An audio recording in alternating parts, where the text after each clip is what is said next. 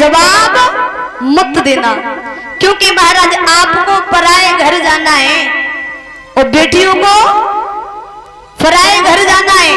इसलिए कोई आपसे कहे भी तो महाराज इस कान से सुनो, इस कान से निकाल दो।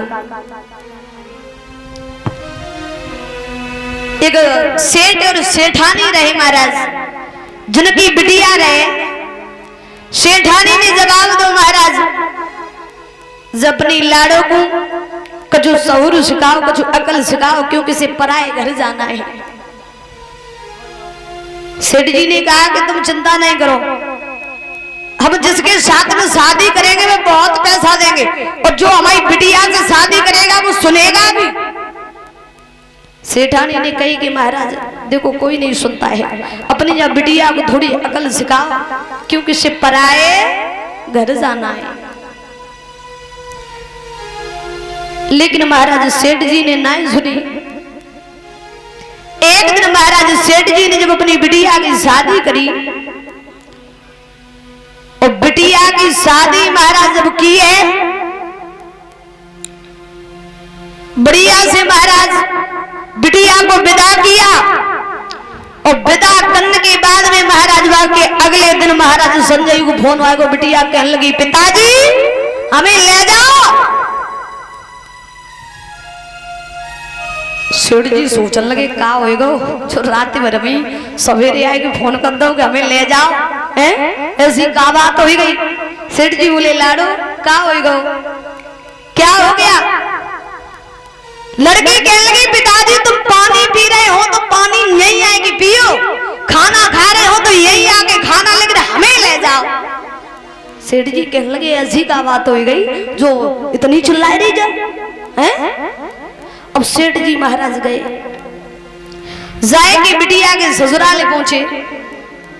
बिटिया के ससुराल पहुंचे महाराज, तो समधी साहब से कहा प्रणाम, मैं अपनी लाड़ो को ले जाने आया हूँ। ससुर कहने लगे कल ले जाओ, तो अभी ले जाओ, ले जाओ, ऐसी बहू की हमें जरूरत ना है, तुरंत ले जाओ। सेठ जी सोचने लगे एक ही रात में सोचने कहा कह दो तो सब नाराज हैं, कोई शुद्ध ही नहीं बोल रहा हमसे। सासू से कहा प्रणाम, मैं अपनी बिटिया को ले जाने आया हूँ, क्या ले जा सकता हूँ। सासू कहने लगी कल ले जाओ तो अभी ले जाओ, हमें ऐसी बहू की जरूरत ना है। बोलो ठीक। सबसे कहा तो महाराज सबने एक ही जवाब दो। सेठ जी सोचने लगे कोई बात नहीं, ऐसो जाने कहा कह दे जो सब लोग नाराज हैं। अब सेठ जी महाराज अपनी बिटिया को लेके जब घर आए तो उन्होंने अपनी लाड़ों को महाराज पास में बिठाए के बात कही बिटिया और बात छोड़, जब बता तेरी ससुराल कैसी है।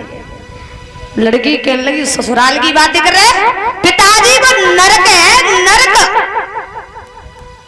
सेठ जी कहने लगे और सब छोड़, जब बता तेरे ससुर कैसे। बोले ससुर एक नंबर का राक्षस है, तो राक्षस, उसकी तो बात ही मत करना। जवाब दो ठीक। तेरे सासू कैसी है। जवाब दिया वो एक नंबर की डाइन है डाइन, बाबा तो तुम नाम ही मत लियो। ससुर जी कहने लगे सेठ जी कोई बात नहीं। अच्छा जब बता तेरी नंद कैसी है। बोले नंद एक नंबर की चुगलखोर, बाबा तो तुम नाम ही मत लियो। उन्होंने की अच्छा चल और सब छोड़े, जब बता तेरे देवर कैसे है। जवाब दिया देवर वो तो एक नंबर को आवारा है, वह गलियों में घूमने से ही फुर्सत ना है। बोले अरे सेठ जी कहने लगे और सब छोड़, जब बता तेरे पति कैसे। कहने लगी एक नंबर को यमराज, भागो तो तुम नाम ही मत लियो। सेठ जी सोचने लगे बिटिया कमी तुम्हारे ससुराल बालन में ना है, कमी हमने तुम में है और हम में, क्योंकि हमने तुम्हें संस्कार ही ऐसे दे। काश आज हम तुम्हें संस्कार बढ़िया देते तो आज ये नहीं देखना पड़ता। सेठ जी कहने लगे बिटिया कोई बात नहीं, तुम रहो, हम तो समझेंगे कि हमारा एक लड़का नहीं 2 लड़का है, तुम रहो। अब बिटिया महाराज जब घर में रहने लगी, लेकिन ध्यान रखना दादा, जब बिटिया महाराज मायके में ज्यादा दिन तक रहे ना, ज्यादा दिन तक, तो मोहल्ला पड़ोसी सब लोग कहने लगत का बात। अब बिटिया से महाराज सब कहने लगे का बात है, सासू ने मारे के बजाय दो का है, कितने दिन की रुकी हूं, अब ही गई ना। अब वो काऊ से कछु कह नहीं, लेकिन महाराज बैठ जाए। मंदिर में महाराज गई पूजा करने के लिए, तो पुजारी जी ने कहा कि लाडो क्या बात है, काफी दिन से पूजा करने के लिए आ रही हूं। बिटिया कहने लगी सीधी सीधी कह दो, जो बात घुमाए का ही रहे, जब कह दो कि पूजा करने ही मत आओ, हैं ऐसे बात घुमा क्यों रहे हो। पुजारी जी कहने लगे बिटिया बात बनाए, बात यह है कि काफी दिन से हम तुम्हें यहाँ देख रहे हैं। अब महाराज परेशान हो कि बिटिया महाराज घर बैठ गई। सेठ जी ने महाराज अपनी बिटिया को बुलाया, जवाब दो लाडो का बात है, बड़ी उदास हो। कहने लगे पिताजी अब तो हम अपने घर जाएंगे। सेठ जी ने कहा कि मेरी एक बात मान ले लाडो, एक संत जी आए और उन्होंने एक मंत्र बताया, शायद वो तुम मंत्र का अगर जाप कर ले तो 6 महीना के अंदर में तेरी ससुराल तेरी मुट्ठी में आ जाएगी। बिटिया कहने लगी जब मंत्र मंत्र हम पे नहीं आवे। उन्होंने कही तो तू एक साधना कर ले। कौन सी?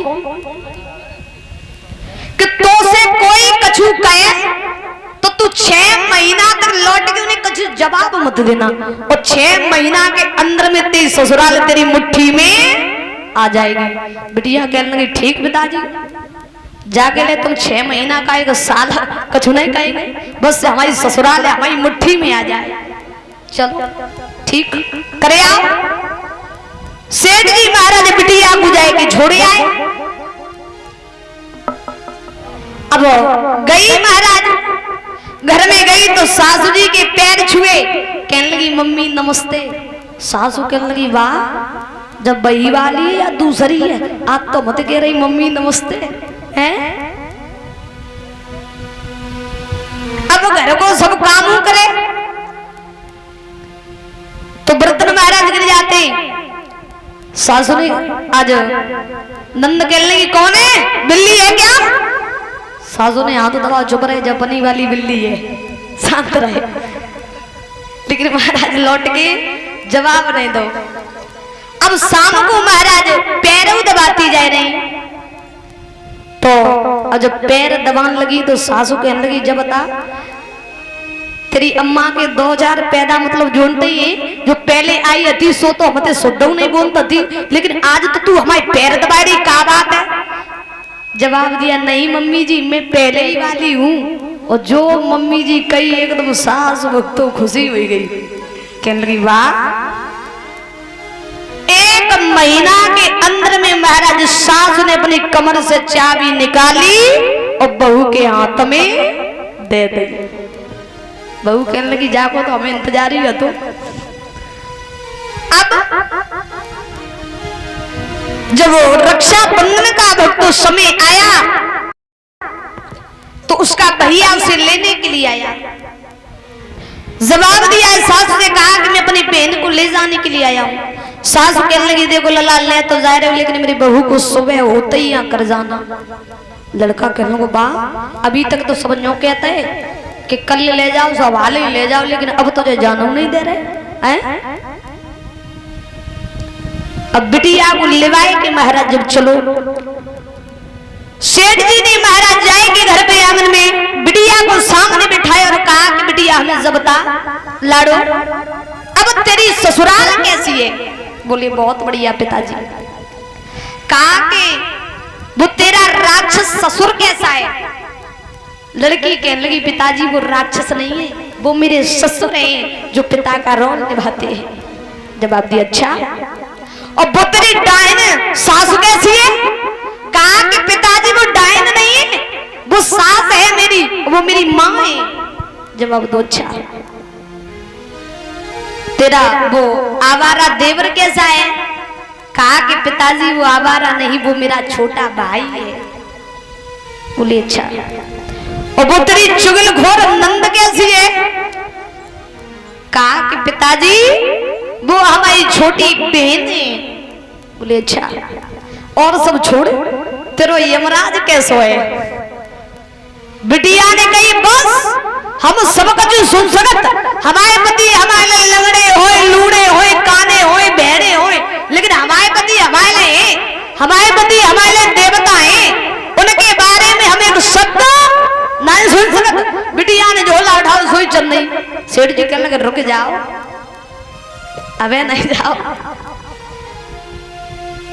तो भक्तों ध्यान रखना, जितनी बहनाएं बैठी उनसे निवेदन है कि आपसे कोई भी कुछ कहे तो जा कान से सुनो और जा से निकाल दो, क्योंकि आपको पराये घर जाना है। ध्यान रखना। बोली गोविंद भगवान की, कन्हैया लाल की। अगर कोई तुम पे खाना मांगे जा कान सुनो और जा कान निकाल दो, खाना दे बंदी हो। और ये 200 रुपए